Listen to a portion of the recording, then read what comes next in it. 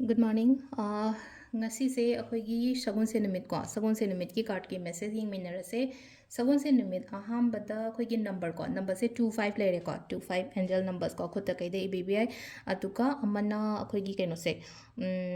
yellow color se ko dress set pa matam da hangapan gumba kai gumba du minus set pi yo money manifestation tauba money ball semba khotpa dum yai ko macha manifest money ga related manifestation gumba tauba yai ko purnima thashi ngai draga zum sugumba matam zum tauba yai shagun se numit gumba se ko adum leire aduga chak thong badanam hangapan machu gi pot se khitang adumai gum happy hangapan machu gi pot hairi machu oina hai tar ko yengang kaina hai se ko yengang se akhoi gi kaino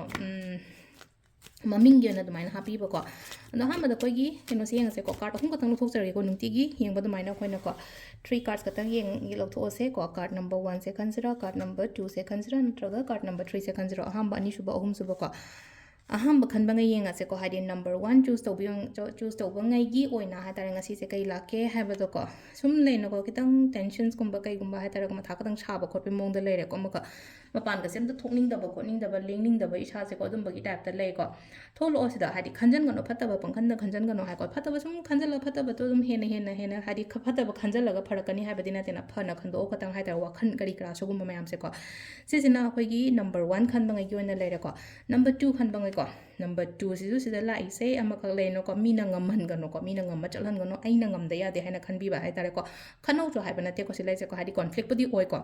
oi raga natraga hadi mina ngang ba log da ba hai tare ko hadi family da harasine ko hadi sum family sida mi amana ngang chalak ba matam da lai no ko hadi involve o hen gano ba ai family matter do oi ro natraga ai gi partner gi marak to oi ro ama da oi ro ko third party involve o hen gano ba dum hadi nabaini khatang dum sort out to na ba oi ba kot ba gumba aduga amana lai na ko competition सारसने को समना है बता इपका था आई ngam da ya de ko kaina khallaga dumai tor chalo wa khanje ko number 3 khan bangai ohin harasne ko number 3 gi sina khet khara tap tak na lak ko sum pot sing je tap na ngasi harasne ko ngasi gi muhta hayeng ni khangde hangchen ni khangde dumai na gumba oi ba ngasi oi ni kaina khan ba thabak se khadang delay oi ba kot ba mai tor le ko sisina khoi gi card gi message le ko timing ne ki pung 3 ka minute ama dagi na 8 ka minute ko ni thoi phang le ko dai 10 ka minute ahum dai na pung 2 ga minute 3 phang le ko adagi pung ahum ga minute kun 3 dagi na 9 ga minute 3 phang le ko दुगा अमना trauma थोइगा minute कुन मरी देना नुंदांगिनी को सिसे trauma थोइगा minute कुन मरी देना अमागा minute अहुम फाउंग लेरे अदु नुंदांग अथेंगबैना अनिगा मिनिट निफुनि थोइ देना पुंग तरु फाउंग ले को सिसेना खोइगी ngasi gi oina afaba timing ko adu selere खोइगी डेली कार्ड मैसेज से मैम थैंक यू